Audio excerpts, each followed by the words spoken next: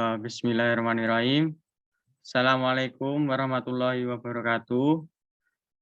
Kami di sini akan mempresentasikan proposal PKM-RSK kami dengan judul Penyelesaian Pencemaran Lingkungan oleh PT Cahaya Karisma Plasindo merujuk kepada UU Lingkungan. Sebelum mulai presentasi, saya akan memperkenalkan diri. Perkenalkan, nama saya Alvin Galuh Iksan Saputra dengan NIM 8114204007. Dan di sini saya tidak sendiri, saya ditemani oleh Fata Nurjati Aulia dengan NIM 8114204406.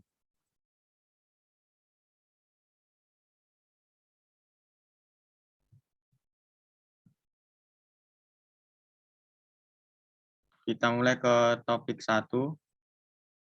Yang topik 1 ada agenda pembahasan. Yang pertama ada pendahuluan berupa latar belakang masalah, tujuan penelitian, luaran, dan manfaat penelitian.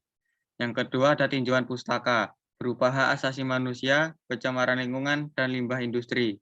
Yang ketiga ada metode penelitian, yaitu pendekatan dan jenis penelitian, sumber data, analisis data.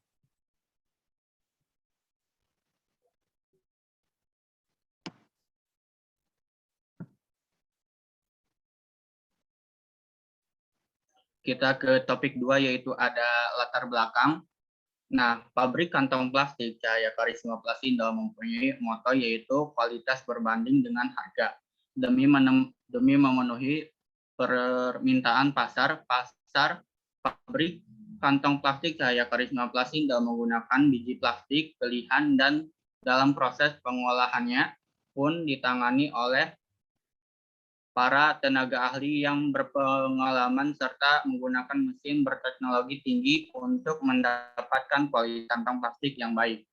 Tidak tanggung-tanggung, penjualan produk kantong plastik Cahaya Karisma Plasindo sudah merambat ke seluruh pelosok negeri. Tak hanya itu, produk-produk andalan pabrik kantong plastik Cahaya Karisma Plasindo ini telah mendapat sertifikat halal dari LPPOM MUI.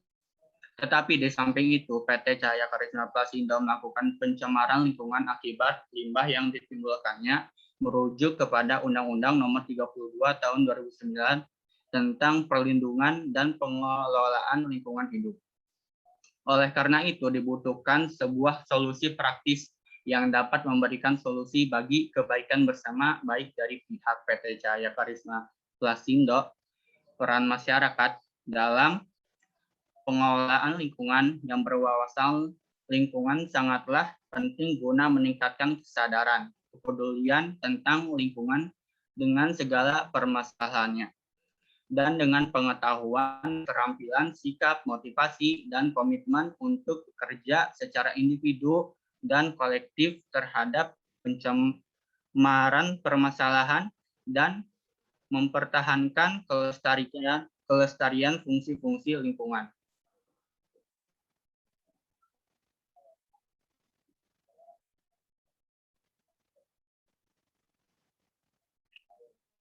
Dan rumusan masalahnya yaitu yang pertama ada apa sih saja faktor-faktor yang menyebabkan terjadinya pencemaran limbah PT Cahaya Karisma Plasindo.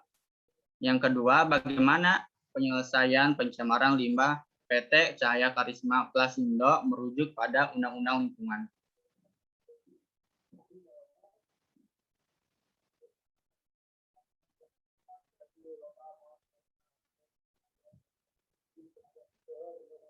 Di topik 3 ada tujuan penelitian. Yang pertama, tujuan penelitian dari kita adalah untuk mengetahui dan menganalisis faktor-faktor apa saja yang menyebabkan pencemaran limbah PT Cahaya Karisma Plasindo.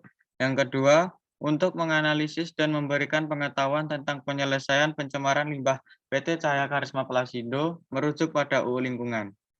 Luaran penelitian. Peneliti diharapkan menghasilkan luaran berupa yang pertama, laporan kemajuan tentang pencemaran limbah PT Cahaya Karisma Plasindo berbasis tata cara serta solusi yang baik. Yang kedua, laporan akhir tentang pencemaran limbah PT Cahaya Karisma Plasindo berbasis tata cara serta solusi yang baik. Yang ketiga, artikel ilmiah yang diterbitkan dalam jurnal nasional terakreditasi sehingga dapat dijadikan media referensi guna penelitian lebih lanjut terkait permasalahan pencemaran limbah PT Cahaya Karisma Plasindo berbasis tata cara serta solusi yang baik.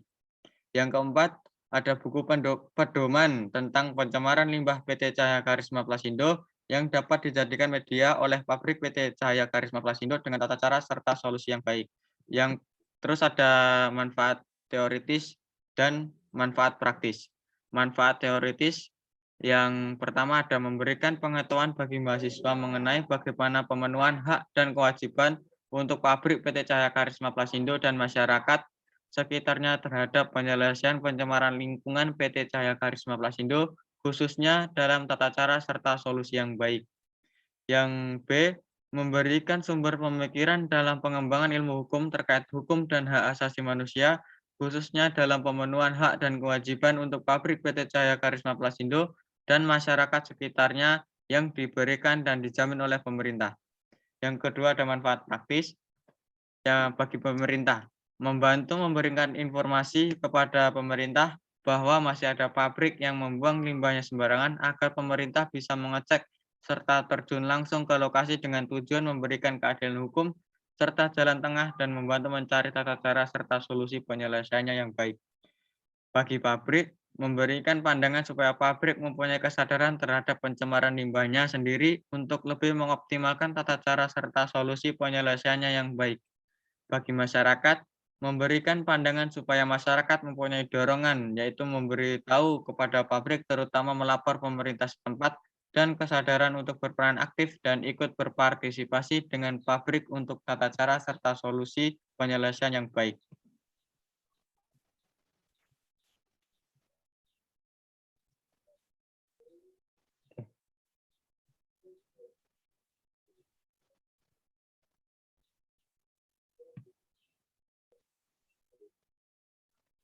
Yang selanjutnya kita ke topik 4 yaitu ada tinjauan pustaka. Yang pertama ada hak asasi manusia. Hak manusia adalah hak-hak yang dimiliki manusia semata-mata karena ia manusia. Kemudian pendapat lain mendefinisikan hak asasi manusia sebagai hak yang dimiliki manusia yang telah diperoleh dan dibawanya bersamaan dengan kelahirannya atau kehadirannya di dalam kehidupan masyarakat.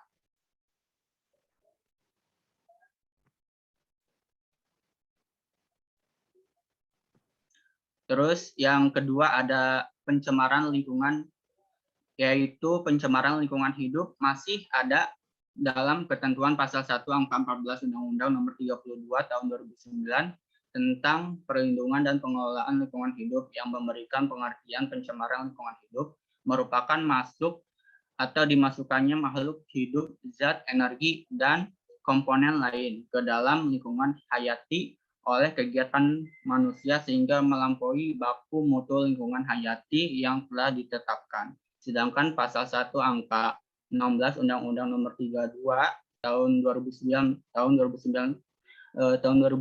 memberikan penjelasan mengenai kerusakan lingkungan hayati merupakan tindakan orang yang menimbulkan perubahan langsung atau tidak langsung terhadap sifat fisik, kimia, dan hayati lingkungan. Lingkungan hayati sehingga melampaui kriteria baku kerusakan lingkungan hayati. Terus yang ketiga yaitu ada limbah industri. Limbah industri adalah semua jenis bahan sisa atau bahan buangan berasal dari produk sampingan dari suatu proses industri. Limbah industri dapat menjadi limbah yang sangat berbahaya bagi lingkungan dan manusia. Topik 5, ada metode penelitian. Dalam penelitian ini, peneliti menggunakan pendekatan kualitatif untuk memahami situasi sosial yang ada di masyarakat. Jenis metode yang digunakan adalah penelitian ini adalah metode penelitian hukum yuridis. Penelitian hukum yuridis itu ada dua data, yaitu data sekunder dan data primer. Data sekunder dalam penelitian ilmu hukum empiris adalah bahan-bahan hukum baik bahan hukum primer seperti peraturan perundang-undangan maupun bahan hukum sekunder berupa bahan bacaan atau laporan penelitian terlebih dahulu. Data sekunder yang digunakan dalam penelitian ini adalah peraturan perundang-undangan terkait hak asasi manusia, khususnya pemenuhan hak atas kesehatan, serta terkait tata kelola pemerintahan yang baik. Selain itu, data-data seperti literatur bacaan, skripsi, tesis, disertasi, pendapat pakar hukum, dan bahan-bahan hukum tertulis lainnya juga kami gunakan sebagai data sekunder. B. Data primer. Data primer adalah data yang langsung diperoleh dari lapangan. Dalam penelitian ini, peneliti melakukan observasi secara luring dan daring. Dalam proses observasi terhadap penyelesaian pencemaran limbah PT Jaya Karisma Plasindo yang dilakukan secara luring, hal ini dilakukan guna mendapatkan informasi konkret di lapangan. Proses wawancara dilakukan secara luring terhadap pabrik PT Jaya Karisma Plasindo guna mengetahui kebijakan yang berkaitan dengan penyelesaian pencemaran lingkungan.